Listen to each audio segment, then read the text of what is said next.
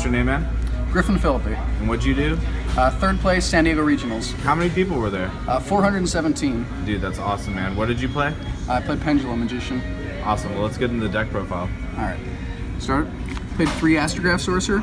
This card is one of the best monsters in the game at the moment. Electromite just enables you to make so many pluses with this thing, it's unreal.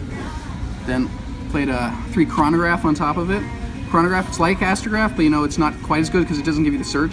But the two of them together, they enable Stargazer and Time Gazer, so that you make Electromite before you Pendulum Summon, which gives you just so many options. Then we also played 2 Dark Worm. You can send this off Dragon Shrine or Foolish Burial to make the Electromite again, and it lets you search for the Supreme King Gate 0. Played 2 of this because playing Pot of Desires, you don't want to banish it, but allows the Odd Eyes Vortex play with Astrograph, and on the whole, as another low scale, it's just really good.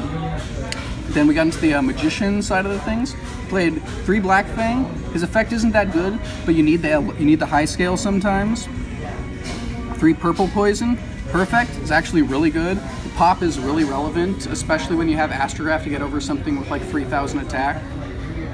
3 Harmonizing. Card's still insane. Still a special summon out for anything from deck. Enables synchro plays like Beals, Ignister, Omega. This card, I don't see why you'd run anything less than 3. Wisdom Eye. Card's good if you open Astrograph, but honestly, I think in this build it's kind of subpar. I would think about cutting this in the future, but it did come in pretty handy at times. What would you replace it with? I'm thinking about playing a build with more dark monsters, like Mythical Beast Master Cerberus and Mythical Beast Jackal King, just to make Electromite even easier. Okay.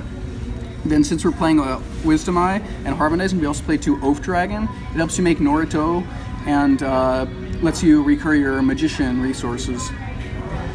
Then that's all for the Pendulum monsters. We also played... Wisdom Eye is the only thing you would change out of that? I'm thinking about cutting Oath Dragon as well. All the non-darks. Interesting. Alright. Then Hand Traps. We ran 3 Ash Blossom. Some people are saying they're not running it at the moment because Pendulum Magician is good. I don't understand that at all. This card's really good against every deck in the game that isn't named Pendulum Magician. I would absolutely run 3 at all times. We played 2 Ghost Ogre, mainly for Pendulum Magician. It didn't really come out much all day, and I sided this out a lot of the time. I would probably just side it in the future. That's all for the monsters. Spells, 3 Desires. Cards a draw 2. It's amazing. I don't see why you'd ever run less than 3. 3 Allure of Darkness, because of all the dark monsters. You can you can get rid of cards like Stargazer, Time Gazer, Gate 0 in your hand that you don't really want. Draw into your great cards like Astrograph. The card's really good in this deck. Is Allure one of the factors influencing you wanting to cut the non-dark Pendulum cards? Yes, I really like the draw power. Okay. And then we also played 1 Foolish Burial and 2 Dragon Shrine for the Dark Worm, just to get out Electromite before Pendulum Summoning. You like that ratio for Dark Worm? Yes. I think 2 and 2 is correct. How often are you normaling Dark Worm? Not that often, really. You send him a lot of the time. Send him a lot of the time.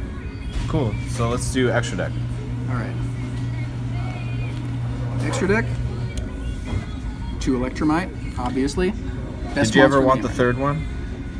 Not really. Generally the games, once you can make him, they end pretty fast. You don't really need the 3rd Electromite. Okay, fair.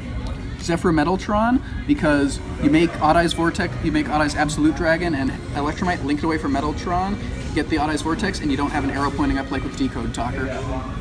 And then 1 Underclock Taker. Card came up a couple times, makes OTKs really easy.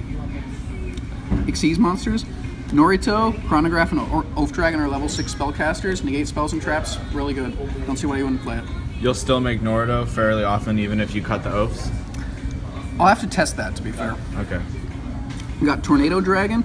Card's it's good rank 4 play on top of a board. I made this quite a bit. I really like it. Abyss Dweller, it's more niche, but it still hits a lot of decks. I definitely think Abyss Dweller and Tornado Dragon are both must-run cards. I never made Supreme King Dark Rebellion. It's okay, but I would probably cut it from the deck. Odd Eyes Absolute and Odd Eyes Vortex, probably the 2 best cards in your extra after Electromite. Vortex, that Omni negate first turn, it's so hard for decks to get over.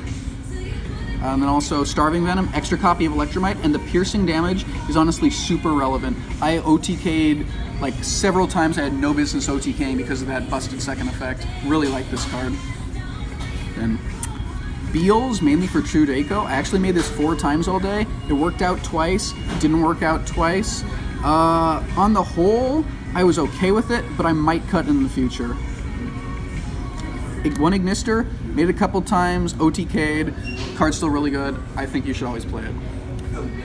Supreme King Clearwing, I didn't actually make this at all, but I still think it's really good because just a Raigeki on legs, 2500 attack, and the fact that it can destroy a monster before battle, I think the card's definitely worth playing. And finally, Omega, didn't make him either. I think I would cut him. He just doesn't, like, you've got so much versatility in the extra already. Omega's just kind of, he just doesn't really fit in there. What are some prospects for the Omega, and what was the other card you were going to cut? Dark Rebellion. Dark Rebellion. Well, if I do run the Master Cerberus build, I'm thinking I'll cut those 2 for another Starving Venom and a Hope Harbinger Dragon. Okay. Oh, of course, the Hope Harbinger. Good. Alrighty, that's awesome. Let's go into your side deck. Side deck. I faced a lot of invoked decks, so Chaos Hunter was MVP. Why that over Lancia?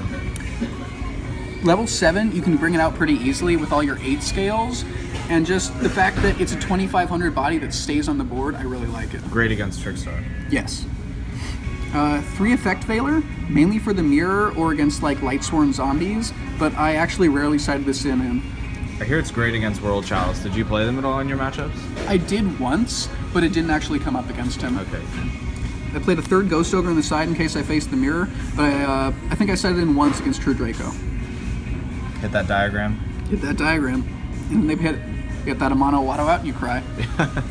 Then we got 3 Cosmic Cyclone, Anti-Spell Fragrance, and then next like True Draco. Really like this card. Definitely think it's a 3 of. 3 Evenly Matched. I only really sided this in against back row decks. I think it's obviously really good, but I think it's overrated just because people are like, oh, it banishes everything. This card's amazing, and it's like good, but it's not like good. Like players will play around it. And then finally, a 3-dimensional barrier, mainly for the mirror match, but I mainly just sided in against a couple times against Invoked. Didn't resolve it once all day though. Okay, awesome. So, what would you say was your best matchup of the day? Best matchup?